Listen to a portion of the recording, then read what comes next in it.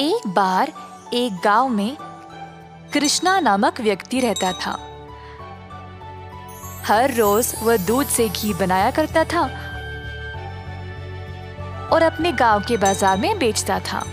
यही थी उसकी रोजी रोटी कमाने का जरिया। अपने शुद्ध और मजेदार घी के लिए कृष्णा बहुत मशहूर था। घी ले लो, शुद्ध देसी गाय का घी ले लो, घी ले लो, घी ले लो। एक दिन एक मिठाई वाला सुंदर ने कृष्णा को बुलाया और 1 किलो घी के लिए मांगा। कृष्णा गया उसके पास। कृष्णा भाई, मुझे 1 किलो घी चाहिए।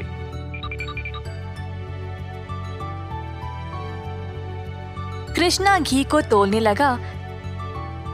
जब सुंदर ने देखा कि घी कितना शुद्ध था तो वह अपने आप को रोक ही नहीं पाया। सुंदर ने और घी लेने का निर्णय लिया। रुको कृष्णा, मुझे तुम 1 नहीं 2 किलो घी दे देना। पता नहीं बाद में बचेगा या नहीं। तुम्हारा घी सबसे शुद्ध है और मुझे स्वादिष्ट मिठाई बनाने में मदद करता है। ओ बढ़िया जी, धन्यवाद सुंदर साहब। ये लो आपके 2 किलो घी। सुंदर ने खुशी से घी लिया और फिर दोनों अपने अपने रास्ते चले गए। जैसे कृष्णा चलता गया, गांव के लोग उसको एक एक करके घी खरीदने बुला रहे थे। दोपहर तक सारी घी बिक चुकी थी क्योंकि वो घी था ही इतना स्वादिष्ट। अपनी कमाई लेकर कृष्णा अपने भाई कुशल के पास दूध खरीदने गया ताकि वह अगले दिन के लिए और घी बना सके।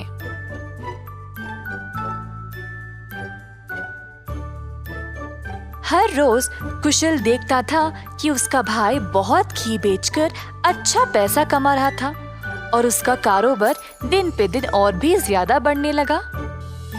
भाई, मुझे 5 लीटर दूध चाहिए घी बनाने के लिए। ओ, अभी तो मेरे पास नहीं है 5 लीटर। क्यों ना तुम शाम को आ जाओ, मैं तुम्हारे लिए बाजू में रखूंगा। कृष्णा के निकलने के बाद कुशल की पत्नी उसके लिए पानी लेके आई।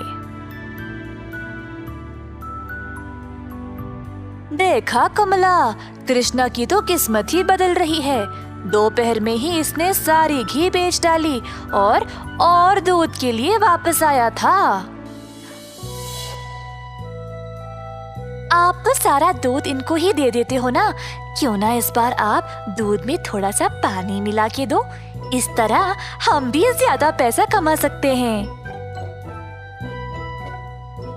कुशल ने अपनी पत्नी की बात मान ली और शाम को जब वह गाय से दूध निकालने गया तो उसने दूध में पानी डालकर कृष्णा के लिए बाजू में रखा। अब कुशल रोज यही करने लगा। धीरे धीरे वह पानी की मात्रा और भी बढ़ाने लगा। अब कृष्णा इस बात से अनजान समझ नहीं पाया कि उसकी घी की शुद्धता दिन पे दिन कम क्यों होती जा रही। इस वजह से उसके बहुत सारे ग्राहक भी कम होते गए। अब कृष्णा दूध की गुणवत्ता को जांचना चाहता था तो उसने दही जमाया। जब दही जमा तो उसने ऊपर इतना सारा पानी देखा। शायद गाय की सेहत ठीक नहीं है, इसीलिए अच्छा दूध नहीं दे रही होगी। मैं कुशल को ये बात बोलता हूँ। जब कृष्णा कुशल के घर गया तो उसने अपने भाई और उसकी पत्नी को दूध में पानी मिलाते हुए देख लिया। अब उसको समझ आ गया कि उसकी घी की शुद्धता इतनी कम क्यों हो गई थी। ना जानते हुए कि वह क्या करे और बिना कुछ कहे कृष्णा वहां से निराश होकर चला गया। अब कृष्णा ने अपनी कमाई से 2 गाय खरीदे और खुद दूध निकालना शुरू किया। अब फिर से कृष्णा अच्छी वाली शुद्ध घी बनाने लगा। कृष्णा ने अपनी एक छोटी सी दुकान खोल ली जहाँ पे वो शुद्ध देसी घी बेचने लगा। उसी समय सुंदर उसके पास आया और बोला, हाय कृष्णा, पिछले कुछ दिनों से घी कुछ ठीक नहीं है। मेरे मिठाइयों के लिए अच्छे ग्राहक थे, केवल आपकी शुद्ध घी की वजह से। उम्मीद है अब आप अच्छा घी बना रहे हो। मैं चाहता हूँ कि मेरे ग्राहक वापस आ जाए। आप ये 2 गाय देख रहे हो, ये मैंने ही लाए हैं अब खुद दूध निकालने। अब से मैं ही दूध निकाल रहा हूँ, तो आज से घी भी सबसे बढ़िया मिलेगी। जैसे दिन बीतते गए, अब कृष्णा से और लोग घी खरीदने लगे। कुछ ही दिनों में कृष्णा ने और गाय खरीदे। उसने कुछ नौकरों को अपनी दुकान पर काम पे भी लगाया, हाथ बटाने के लिए। अंततः कृष्णा काफी अमीर बन गया और ईमानदारी से अपना कारोबार चला रहा था। इसी दौरान कुशल, जिसने अपने ही भाई की प्रतिष्ठा को बर्बाद करने की कोशिश की, गांव में अपने मिलावटी दूध के लिए पकड़ा गया। अब कुशल दूध भी नहीं बेच पाया और जल्द नुकसान में पड़ गया। उसे समझ नहीं आया कि अब वह क्या करे। कुशल को अपनी गलती का एहसास हुआ और अपने भाई से माफी मांगने गया। उसने कृष्णा से भीख मांगी माफी के लिए और नौकरी के लिए, ताकि वह अपने कर्जों को चुका सके। दयालु कृष्णा ने तुरंत अपने भाई को क्षमा कर दिया और गायों और कामगार की देखरेख के लिए काम दे दिया। इस कहानी से हम ये सीखते हैं कि दिल से माफी मांगने वाले को माफ कर देना चाहिए और हमेशा एक अच्छी प्रतिष्ठा रखनी चाहिए। जादुई कुआं। कई साल पहले एक छोटे से गांव में था एक जमींदार अरविंद नाम का। वे बहुत अनुशासित थे। हर रोज सवेरे मुर्गे के कुकड़कू बोलते समय ही जाग जाते थे।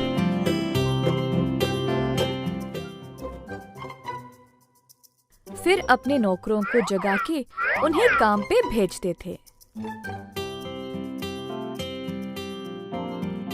चंद्रा और सूरी नामक 2 मुलाजिम जमींदार के लिए काम पे नए नए आए हुए थे, परंतु वे दोनों काफी आलसी थे और सवेरे उठ के खेत में जाना उनके लिए बहुत कठिन लग रहा था। दोनों एक कुएं के पास सोते थे। एक दिन चंद्रा ने सूरी से कहा, हाय रे, हर रोज सवेरे जाग के जाना बहुत ही कठिन काम है ना।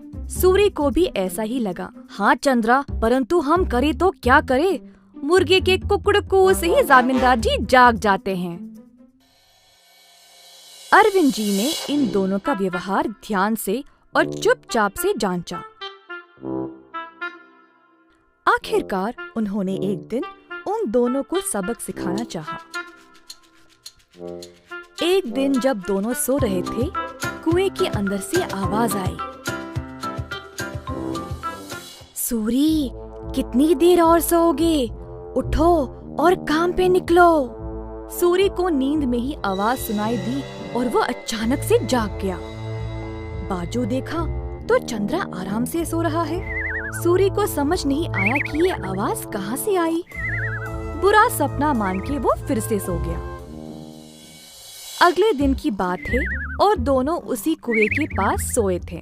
इस बार कुएं वाली आवाज चंद्रा को सुनाई दी। वो भी अचानक से जाग गया। आसपास देखा तो सूरी आराम से सोया था।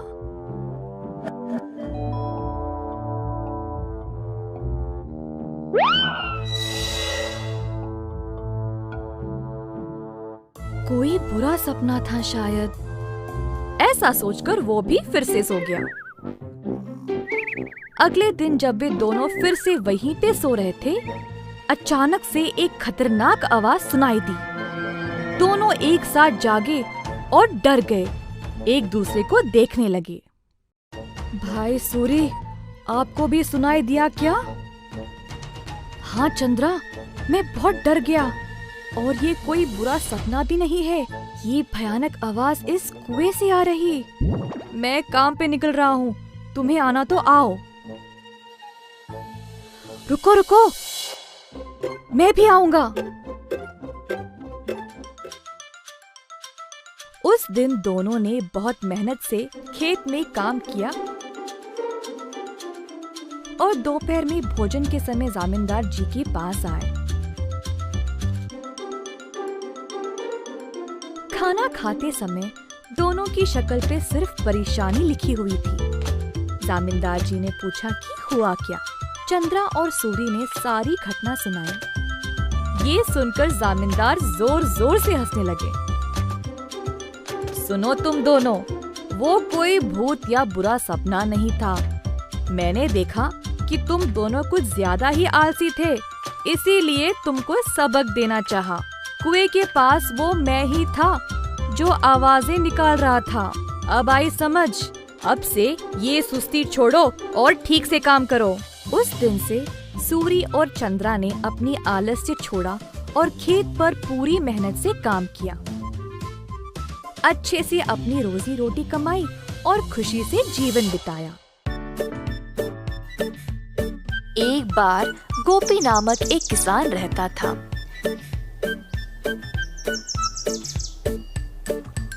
गोपी बहुत मेहनती था। सब लोग उसको पसंद करते थे और उसके साथ अच्छा व्यवहार करते थे।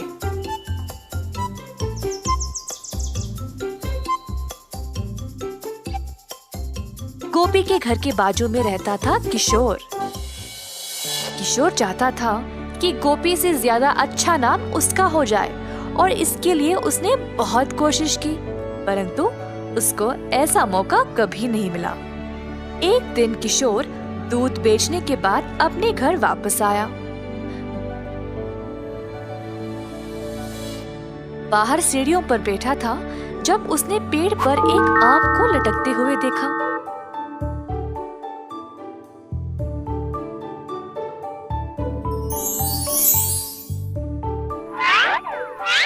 उसने आम को तोड़ा और अपने रुमाल में बंद कर दिया। आम को पकड़ के वह गोपी का इंतजार कर रहा था। जब गोपी वापस आया तब किशोर उसके पास गया और बोला, ओ गोपी, मैं तुम्हारी प्रतीक्षा कर रहा था। क्या बात है किशोर? मैंने इस रुमाल में एक फल को लपेटा है। क्या तुम अंदाजा लगा सकते हो कि इसमें क्या है? अगर तुमने सही जवाब दिया तो तुम खुद अपने हाथों से मेरे घर से जो मर्जी ले जा सकते हो। अगर तुमने गलत बोला तो मैं अपनी मर्जी से अपने हाथों से कोई भी चीज तुम्हारे घर से ले जाऊंगा। ठीक है, मुझे लगता है इसमें अमरूद है। गलत जवाब, इसमें आम है। अरे अच्छा, अब क्या? चलो तुम्हारे घर चले, मैं अपने हाथों से जितना हो सके ले जाऊंगा। दोनों चलते हुए गोपी के घर की ओर गए। घर में प्रवेश करने से पहले किशोर को दरवाजे के पास एक सीढ़ी दिखाई दी। तुरंत उसको उठा के बाजू में डाल दिया और घर के अंदर चला गया, परंतु गोपी वहीं पे खड़ा रहा। गोपी, वहीं क्यों रुक गए? तुमने तो सीढ़ी उठा ली थी ना, फिर उसको बाजू में रख के अंदर क्यों चले गए? क्या मतलब तुम्हारा? हाँ, अपने दोनों हाथों से तुमने सीढ़ी को उठा लिया था ना, तो अब इस सीढ़ी को उठाओ और जाओ। ऐसा कहकर गोपी अपने घर के अंदर चला गया। किशोर ने गोपी को रोक कर कहा, ये धोखा है। नहीं नहीं, मैं नहीं मानूंगा। अच्छा ठीक ठीक। अच्छा अब तुम बोलो, मेरे हाथ में क्या है? अगर सही जवाब दिया तो मैं किसी को नहीं बताऊंगा कि तुम अपने दूध में आधा पानी मिलाते हो, पर अगर तुम गलत हुए तो मैं पूरे गांव में इस बात को फैला दूंगा। हाय, अपनी बुद्धिमानी से तुमने मुझे फंसा लिया। ठीक है, मुझे लगता है तुम्हारे मुट्ठी में अंगूठी है। गोपी ने अपनी मुट्ठी खोली और दिखाया कि कुछ भी नहीं है अंदर। हाहा, मेरी मुट्ठी खाली है, तुम हार गए। क्या तुम अब सबको मेरे बारे में बता दोगे? मैं अब से इतना पानी दूध में नहीं मिलाऊंगा, जितना जरूरी उतना ही। गलती हो गई, कृपया मुझे जाने दो।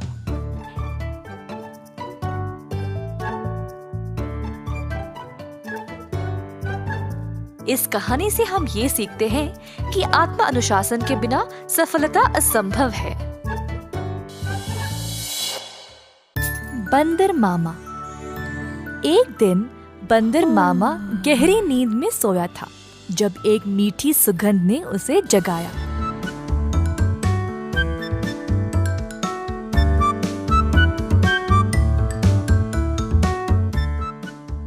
अपनी टोपी और जूते पहनकर बाहर निकल पड़ा खुशबू सूंघते सूंघते। बंदर मामा ने देखा कि ये सुगंध एक मिठाई की दुकान से आ रही थी। अंदर गया तो उसने कई प्रकार के मिठाइयों को देखा। एक लड्डू को देखकर बंदर के मुंह में पानी आ गया। जैसे ही बंदर लड्डू को उठाने गया, दुकान की मालकिन भालू ने बंदर का हाथ पकड़ के रोक दिया। बंदर भालू की ओर देखकर डर गया, तुरंत पीछे मुड़कर रोते रोते घर वापस भाग गया। टोपी और जूते को निकाल फेंक के निराश बैठा रहा कि मिठाई खाने को नहीं मिली। भालू काफी आलसी थी। जब उसने देखा कि बंदर उसकी मिठाइयों की सुगंध को सूंघ कर आया, उसके दिमाग में एक विचार आया। भालू अपने दुकान में मिठाई संवारने के लिए बहुत आलसी थी, तो उसने सोचा कि वह सारे जानवरों को मिठाई की सुगंध से आकर्षित करके उन सब से सारा काम करवाएगी। अगले दिन भालू जानबूझ के मिठाई हाथ में लिए सड़क पर चलने लगी। मिठाइयों की सुगंध से सब जानवरों को आकर्षित करे, यही थी उसकी योजना।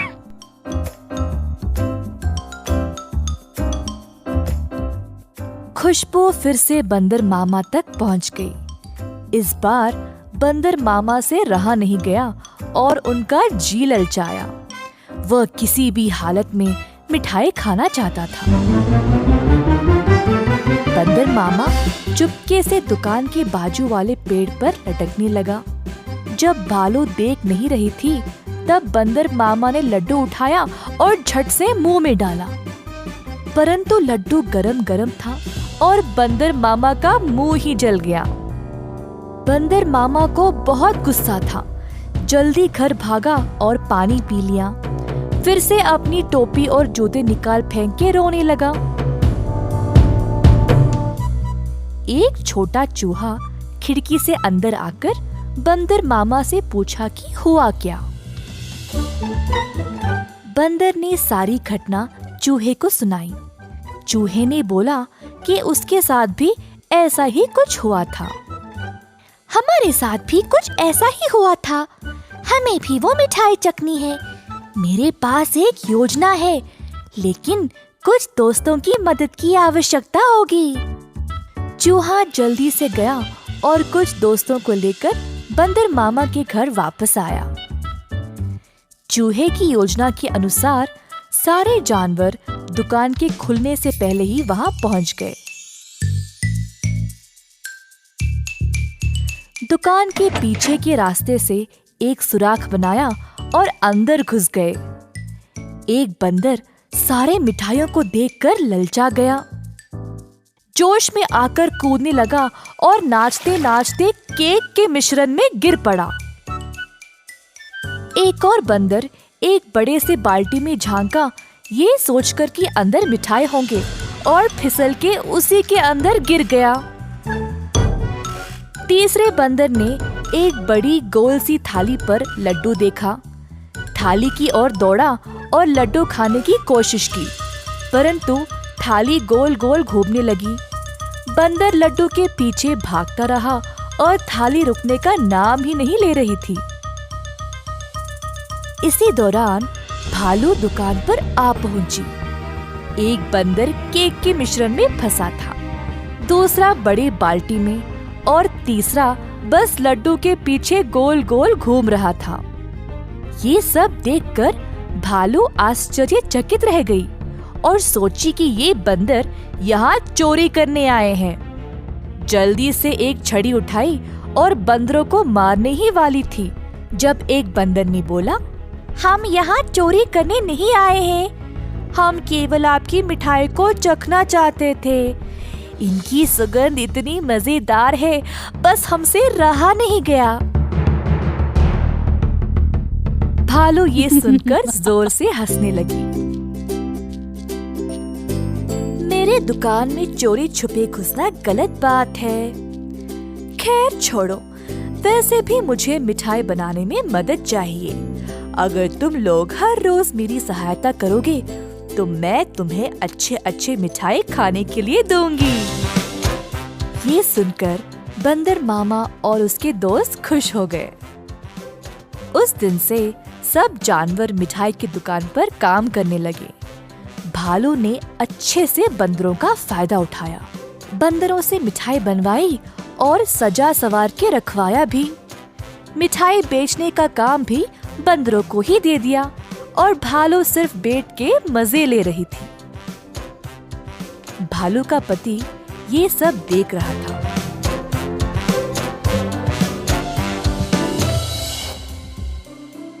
तुम तो रोज इतना काम करती हो, परंतु आज आराम से बैठकर मिठाई खा रही हो। दुकान भी बंदरों से भरा पड़ा है। ये क्या हो रहा है यहाँ पे? बंदरों ने मेरा काम आसान कर दिया है। वे खुशी खुशी सारा काम कर रहे हैं और बदले में मुझे ज्यादा कुछ देने की आवश्यकता भी नहीं। बस दिन में एक एक मिठाई देके काम चला रही हूँ। बंदर मामा कोने में इन दोनों की बातें सुन रहा था और ये सब जानकर उसे बुरा लगा। बंदर को एहसास हुआ कि भालू उसका और उसके दोस्तों का इस्तेमाल कर रही थी। बंदर मामा आगे आया और बोला, भालू जी, हमें आपकी मिठाई बहुत ही ज्यादा पसंद है, परंतु आप हमारी इस कमजोरी का फायदा नहीं उठा सकती।